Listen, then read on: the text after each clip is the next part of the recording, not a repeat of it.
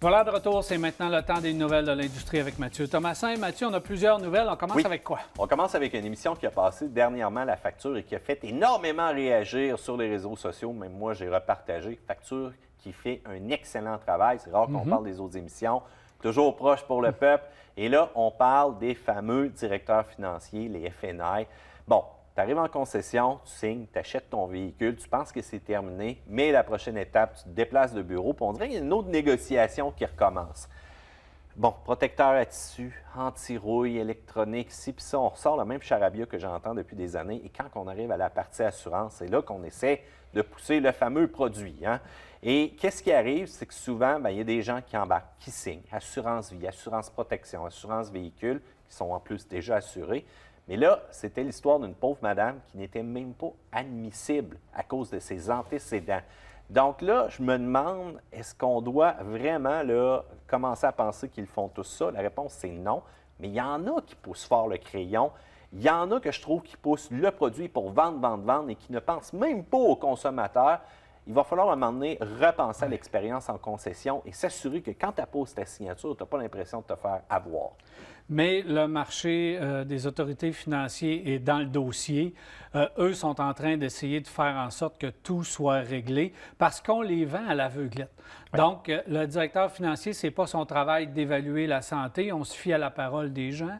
Les gens, des fois, difforment, ne comprennent pas bien les questions. C'est arrivé même dans ma famille propre. Et cette personne-là, malheureusement, est décédée. Et c'est donc les enfants qui se sont aperçus que l'assurance vie, ils ne payaient pas au niveau du véhicule parce qu'elle avait déjà des antécédents. Donc, qu'est-ce qui s'est passé entre les deux? C'est en cours, ils sont en train de se tirer la balle d'un côté comme de l'autre. Mais effectivement, on va devoir clarifier l'affaire parce qu'est-ce que le directeur financier a le droit de vendre de l'assurance vie? C'est ça la vraie question et c'est ça qui est en train d'être débattu présentement. C'est un dossier très complexe. Très complexe. Puis bon, il y a des gens d'assurance aussi qui sont venus commenter la publication sur mon Facebook qui disaient, bien là, ces gens-là n'ont pas de formation. Nous, dans la grande compagnie des assurances, on a une formation. On est là pour bien vous recommander quel produit. On est là pour faire vraiment un check-up complet. Mon avis, c'est que le département de véhicules, département commercial, financier, etc., on doit s'occuper du côté de la finance et des protections auto. C'est tout. Oui. Pour moi, ça devrait s'arrêter là. Plus on vend de produits, plus on a de commissions. Je comprends le principe, mais financement du véhicule, protection du véhicule, ça s'arrête là. En tout cas, une chose est sûre, c'est qu'on doit repenser l'expérience client dans plusieurs concessions parce que les gens, là, quand ils apposent une signature, ils ne veulent pas avoir l'impression d'avoir une mauvaise expérience. Et ça, j'entends ça trop souvent. Je le vois. Vous êtes nombreux, même à la radio, des fois, à nous appeler, voire même à nous écrire ici pour nous dire qu'il y a des expériences comme ça. J'ai hâte que ça change. Prochaine nouvelle, la SAC. Bon, tu le sais, Daniel, tu te promènes, tu vois plusieurs plaques de véhicules qui sont littéralement en train de se dégrader, incluant la mienne de mon camion. J'ai eu une petite discussion avec les agents policiers aussi. Pourtant, j'étais dans les normes. On m'a dit que ma plaque n'était pas visible et le service n'était pas offert jusqu'à tout récemment. On a ajouté un site web en ligne où est-ce qu'on saisit le numéro de la plaque, on saisit le numéro de notre certificat d'enregistrement. La plaque va être envoyée à la maison. Enfin, parle-moi de ça, des services qu'on n'a pas besoin de se déplacer, pas besoin de rendez-vous. Et en plus, il va y avoir une petite enveloppe où est-ce que tu vas pouvoir retourner ton ancienne plaque. Donc, enfin.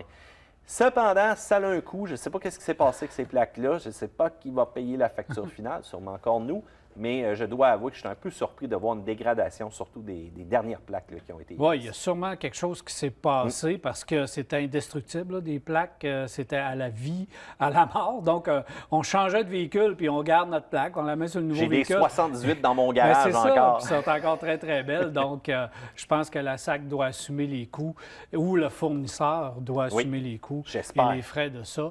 Mais par contre, c'est la responsabilité du propriétaire de faire en sorte que sa plaque soit visible, hein. Soit déneigée l'hiver, soit... Donc, c'est la responsabilité du conducteur du véhicule, puis on doit le faire. Mais on ne m'offrait pas de service jusqu'à tout récemment pour la changer, COVID oblige. Mais bon, enfin, allez voir le site web de la SAC, ça va être directement là. Bon, on vient vraiment au monde de l'automobile, les nouvelles. Et là, ça ne sera pas une nouvelle, une grande annonce, mais quand même quelque chose d'intéressant en lien avec les questions qu'on nous pose souvent à Virage. Les véhicules à traction intégrale, lequel est le moins cher? Bien, la fameuse Subaru Impreza. On a reconfirmé encore dernièrement qu'effectivement, c'est le véhicule à traction intégrale le plus abordable.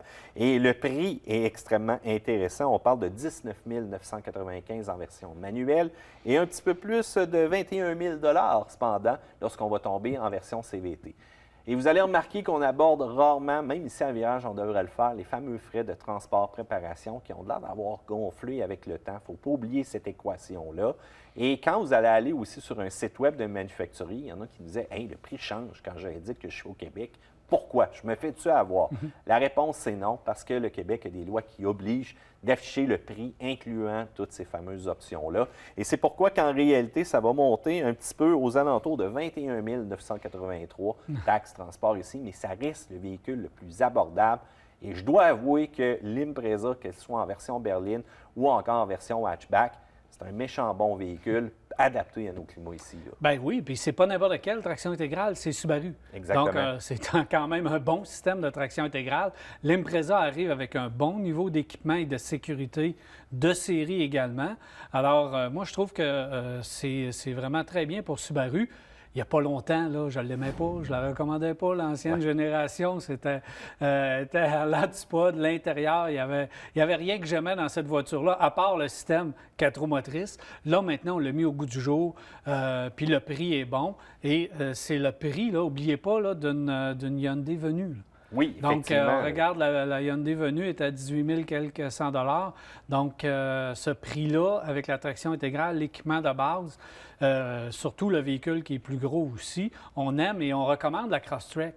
Oui. Mais on oublie que c'est une Impreza à la base. Bien, je trouve qu'on a mis beaucoup d'efforts aussi dans le Crosstrek dernièrement de Subaru. Puis je leur ai dit, est-ce qu'on est en train d'oublier l'Impreza? Bien là, on rend encore le véhicule plus accessible avec un prix plus agressif que jamais. Phare directionnel avec le modèle de base. Il y en a beaucoup qui me demandent, ça vaut-tu la peine d'apprendre manuel pour sauver quelques $1000? La réponse, c'est oui. Puis en passant, là, quand on a une manuelle, c'est nous qui décidons de comment que ça se passe. C'est pas la plus performante. Alors, non, avec la boîte manuelle et surtout mais... la boîte CVT, c'est pas la meilleure au monde non plus qui transmet le plus de puissance. Alors, avec la manuelle, on peut s'amuser encore un peu plus. Oui, on peut s'amuser, mais encore là, c'est des moindres coûts et des moindres coûts d'entretien au travers du temps. Donc ça, c'est un gros plus. Chapeau à Subaru là-dessus. Et un petit teaser, bon, on a essayé le Crosstrek 2.5. On va avoir un topo qui va s'en venir très bientôt à Virage, que j'ai fait. Et tabarouette, encore une fois, on a rehaussé la barre de celui-ci. Je comprends la mode des véhicules sport utilitaires, mais pour ceux-là qui ne veulent pas nécessairement dépenser beaucoup, il y a tellement des bonnes berlines, puis des bons petits véhicules hatchback aussi comme ça. Parlons de performance maintenant, Dan. Pour faire un petit lien, la Subaru STI a une compétition plus féroce que jamais. C'est le retour de la Golf R en sol canadien. Et je dois avouer que ça m'a surpris. Bon, du côté design, je suis un peu d'accord avec la communauté que j'ai du côté des réseaux sociaux. On aurait pu en faire un petit peu plus. Mais bon, au niveau du pare-choc en avant, c'est complètement nouveau. Une barre de LED tout juste au-dessus, donc des entrées radiateurs et tout, qui va donner un petit style de distinction. Les échappements du Akrapovic, donc directement ce que j'avais du côté moto, donc qui a une sonorité impressionnante puis qui est le fun. Mais qu'est-ce qu'on a fait? C'est surtout au niveau de l'augmentation de la puissance, 315 chevaux. On a encore, bien entendu, le fameux système 4Motion qui est impressionnant. Je me rappelle avec l'ancienne version, on avait fait des tours sur un lac glacé. Précision, maniabilité et on rehausse. Nouveau différentiel à l'arrière où est-ce qu'on va être capable de vraiment gérer la répartition en une fraction de seconde. On a un mode drift, donc moi je vais l'utiliser cet hiver, je te le confirme, pour avoir un peu de fun. Mais je dois avouer qu'on a même un mode piste, un mode spécial, où est-ce qu'on est vraiment capable d'aller chercher le plus possible avec le véhicule. C'est un véhicule qui a une allure sobre, mais qui rayonne la performance quand tu regardes à l'intérieur. Tableau de bord au goût du jour, les écrans qui sont de bonne dimension, les bancs. Je crois qu'on a frappé très fort du côté de Volkswagen pour voir l'engouement que ça a créé aussi. C'est assez impressionnant de voir cette voiture-là et tous les systèmes mis à bord ressemblent étrangement à ce qu'on fait chez Porsche. Oui. C'est vraiment assez spectaculaire, là. Le transfert de couple d'une roue à l'autre qui peut se transférer en X, c'est exactement les mêmes systèmes qu'on a dans la 911. peut-être pas aussi précis Non, et on aussi s'entend, là, réactif, effectivement. mais on va chercher les mêmes choses. Et on fait même un clin d'œil avec la console centrale. Si on regarde la console centrale avec le petit levier de vitesse, c'est un clin similaire. d'œil à ce qui se fait à la 911 et aussi du côté du Cayman. Donc, on met la barre assez haute pour cette nouvelle Golf R. Oui. 315 chevaux au niveau des performances, ça va déménager pas mal dans ce véhicule-là. Donc, on positionne vraiment très haut de gamme. Le prix me fait peur. J'ai vraiment hâte d'avoir le prix. D'après moi, là, on va être bien au-delà des 50 000 pour ce véhicule-là. Puis je suis fâché qu'on n'amène pas la Golf régulière parce que cette voiture-là ferait vendre des Golf régulières. En tout cas, regarde, j'ai hâte de voir, on peut prendre un pari encore pour le prix, mais c'est sûr que si on veut rester compétitif, puis bien entendu, aller chercher la même masse qu'on avait, parce qu'on envoie de ces véhicules-là le présentement rouler, il ne faudra pas trop ajouter un 5 ou un 10 000 par rapport au prix de base qui était déjà. J'ai fait des paris là-dessus sur les réseaux sociaux, vous viendrez essayer. Somme toute, j'ai hâte de l'essayer, surtout qu'un véhicule comme ça, 0-100 en moins de 5 secondes, le côté Volkswagen de feeling, et l'ancienne était déjà maniable. Imagine celle-là rehaussée. J'ai hâte d'entendre la sonorité. Et en terminant, Mathieu, elle est prévue d'arriver à fin 2021 comme année modèle 2022. Les quantités vont être limitées. Il faut se précipiter chez le concessionnaire pour la réserver. J'ai hâte pareil. Merci beaucoup. Plaisir. Alors voilà, au retour de la pause, on rencontre Jean Guéroy de Desharnais Pneus Mécanique et on parle mécanique.